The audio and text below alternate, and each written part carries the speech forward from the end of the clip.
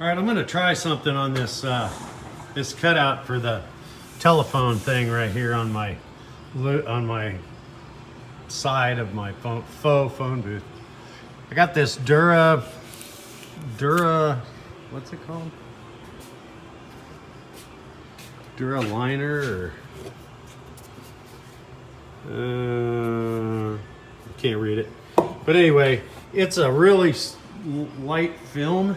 And then what I'm hoping is I can cut out my design, the film will stay on, and then I can paint the inside of the design and then peel this off and I won't have overspray. We'll see if that works. I should try it on a piece of scrap, but I have two of these. One won't be seen, so if I screw it up, I screw it up.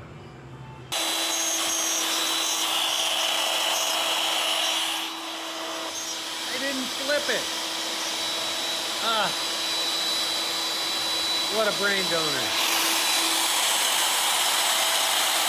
It needs to be this way. How much of the train wheel is going to touch the ground?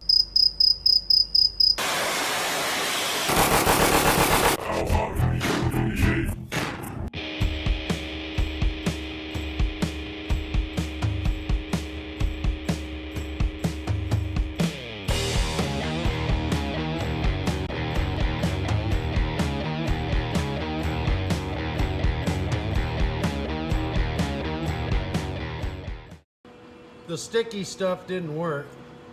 The vacuum sucked it off. But I'll peel that off and see what we got, other than it being upside down, which will be on the right side. So there's going to be a wall right here, so you'll never see it. And I have another one, so yeah, no foul. I've already flipped it. So yeah, there you have it. Well, this paint that I bought sucks. Yeah, man, it just comes right off. It's like not even drying, it's just goo. Maybe I needed to sand the surface or something. I don't know, it just doesn't feel like it. I guess I needed to rough it up. So I'll know better for the inside. So for this one, I don't really care because you'll never see it.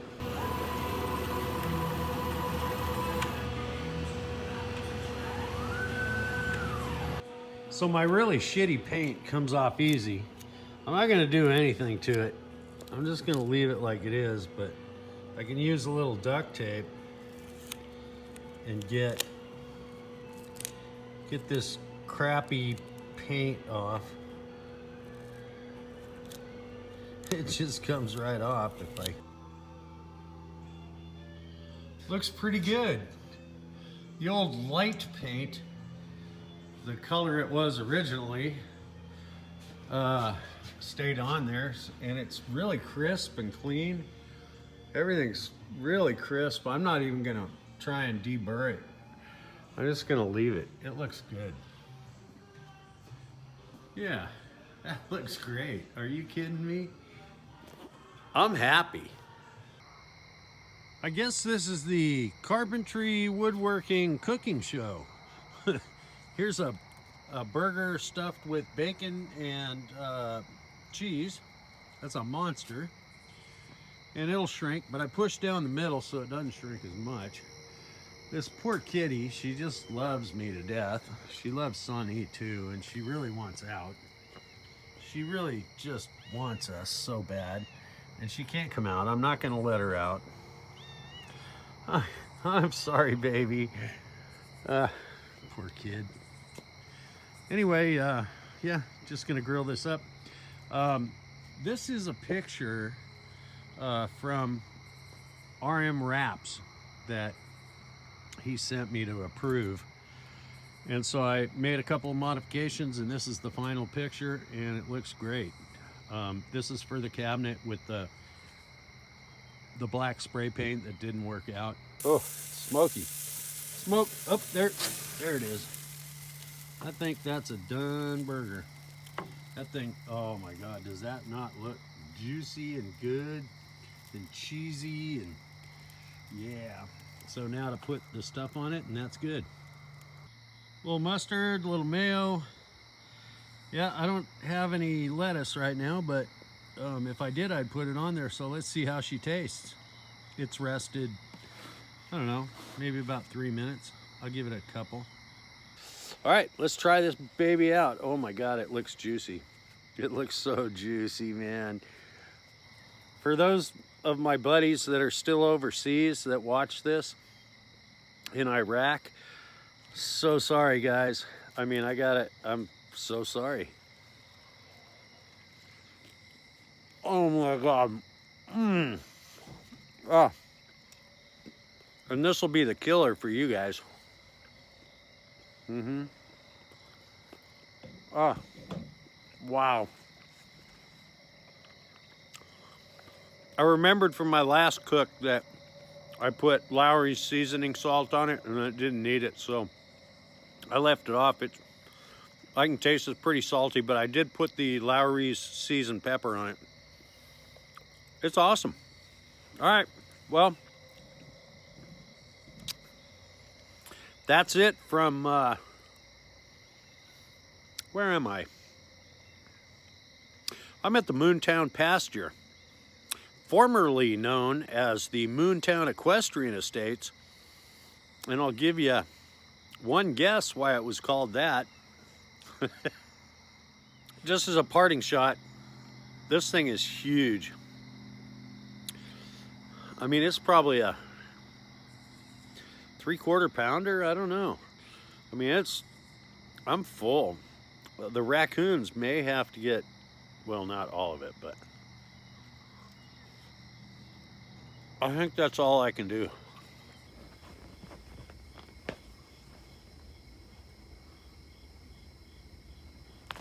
Oh, where's the mouse? You got the mouse.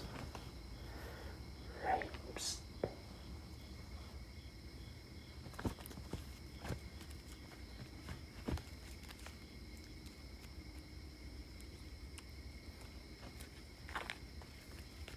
Oh yeah, she's a fighter. She's totally a boxer.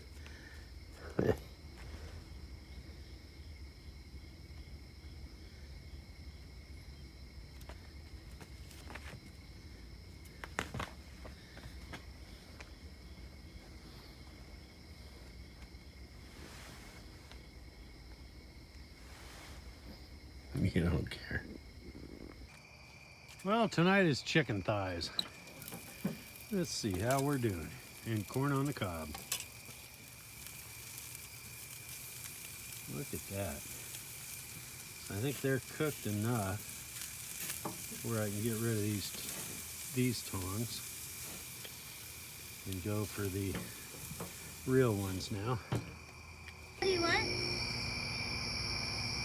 Come here. Come here. Good girl. Oh God, I think she opened the door. Next time. My wife is so awesome. She makes me breakfast every morning. Look at this. And it always includes some form of fresh fruit.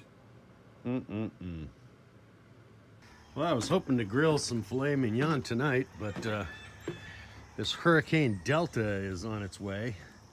It's raining a little bit right now, but it's supposed to really hit our area this weekend up in northern Alabama. And I pulled some wood out. I'm gonna make Sonny wants me to put the cat litter box outside, so I need to make some sort of tunnel to it from the flapper door there, from the little kitty door. Anyway, and then I ordered material to build a duck enclosure, little duck house. Sonny wants ducks. So what my wife wants, my wife gets. I told her, be careful what you ask for. She was a little upset with me because I didn't talk to her before I ordered the materials to build this thing. And I said, look, don't tell me you want ducks and then complain when I buy the materials to build the duck house. Anyway, but I think we reached an agreement, and I wouldn't mind having some ducks either. So I don't want the duck eggs, but I think they're kind of cute. They're like little dogs. They follow you around. My neighbor Hugh he had 2, now he's got 5. Anyhow, all right, I'm gonna go into the Q hut and do a little bit of work on finishing up a plaque for a buddy of mine. I'll show you what I've been working on, and I'll show you all my fails too. That's part of it. You know, I'm not one of those guys that hides my failures. You know, and not that they're a learning curve for somebody else. You have to make your own failures doing this CNC stuff. But thank goodness for YouTube University. There's some really good videos out there to get me through it all. So my wife came home with a big pumpkin. And the other day we were talking about it, and you know, she's from Thailand. They don't have jack-o'-lanterns or Halloween or anything over there, so, well, maybe they have Halloween, I don't know. But they don't have jack-o'-lanterns, and she didn't understand what you do with the pumpkins after Thanksgiving. I mean, after Halloween. And I said, well, being in Alabama, you know, people probably just, you know, some of the folk here probably just blow them up, put them out in the middle of a field and blow them up. So she comes traipsing in with this monster pumpkin. I said, I don't want to deal with carving a pumpkin. You know, I've done enough of them in my life. I mean, I'll explain to you how to do it. She goes, no, I don't want to carve it. I just want to blow it up. And I'm like, blow it up? Oh, honey, I was just kidding about people blowing up pumpkins. I said, but if you want, you know, I mean, we can stick it out there and you can shoot it with a shotgun. She's like, no, I want explosion. I want pumpkin everywhere. I'm like, well, I see what I can do. All right, I got my top for the freezer, I mean. It's a little dented, but it should, you know, it should squeegee out very nicely. Let me put you on the tripod so I can show you the others. Well, no, hold on. Let me flip this around. So here's my fails. I'm making a plaque for my dear friend, Jerry. And when I was cutting, what you do, you know, you have to put it on the bandsaw. You have to cut it out. And so this was on it, right? That's the inlay. And I was cutting it out on the bandsaw, and I had a narrow blade on it, and the blade dug into it right here. So I put a surfacing tool on, and I was taking it out 100 thousandths at a time until the letters disappeared. And I started getting a little weirdness on the badge. I thought, you know, I got to redo it anyway. Let me just do another piece. So I did a whole nother one. It is over here.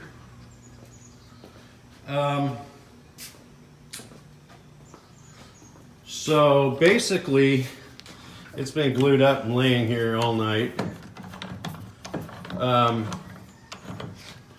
So I got this one cut out, and well, I surfaced both sides first of all, so it's completely perfectly flat.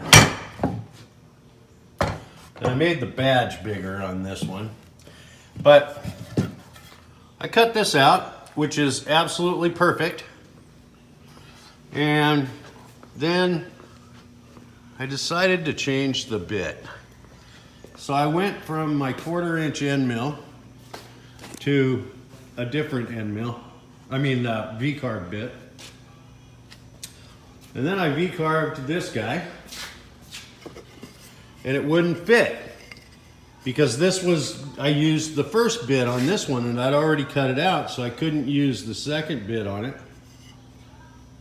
And it turns out that it wasn't the bit at all. It was, can you see it's, I guess I did the wrong, I did a profile instead of a V-carve or something.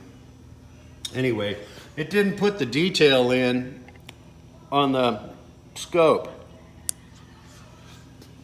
So anyway, after thinking it was all this and it was my fault, I flipped it over and I carved another one identically on the back side, and I started over. So let's see how this one turns out. I'm kind of tempted to change the blade to something wider. This 1/4 inch blade tends to veer off. It'll twist a little bit if you're cutting something big. And someplace I have blades.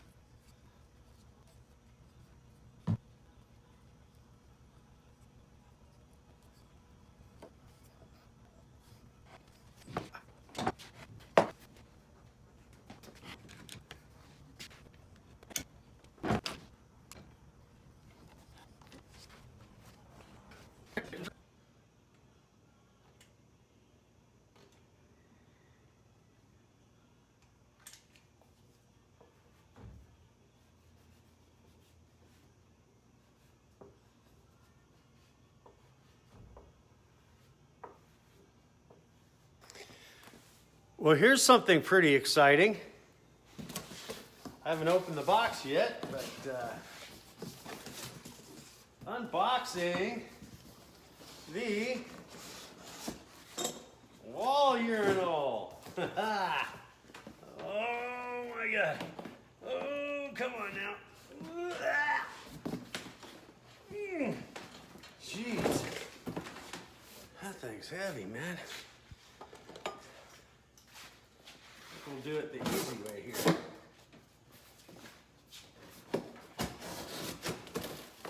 There we go.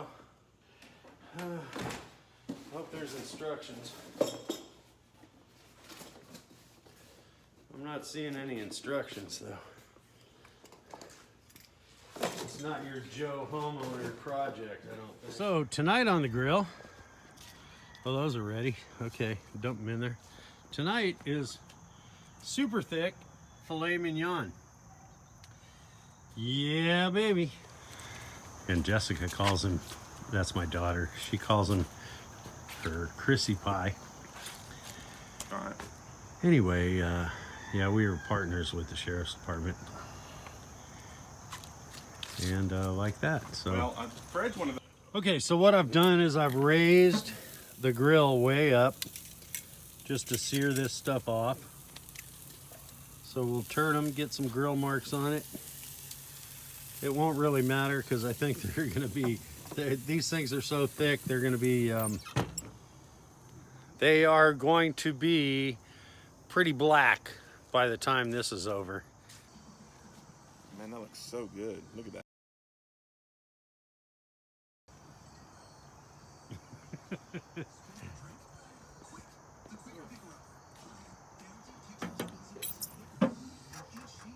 Bread, corn, potatoes, Béarnaise sauce. Is that coming? Yeah. I love some Béarnaise sauce. So do I. Yeah, It's magic. It's magic. You making it or she making No, she's making it. Okay. Béarnaise sauce. My wife has kind of octopus salad there. American, Thai. American, Thai.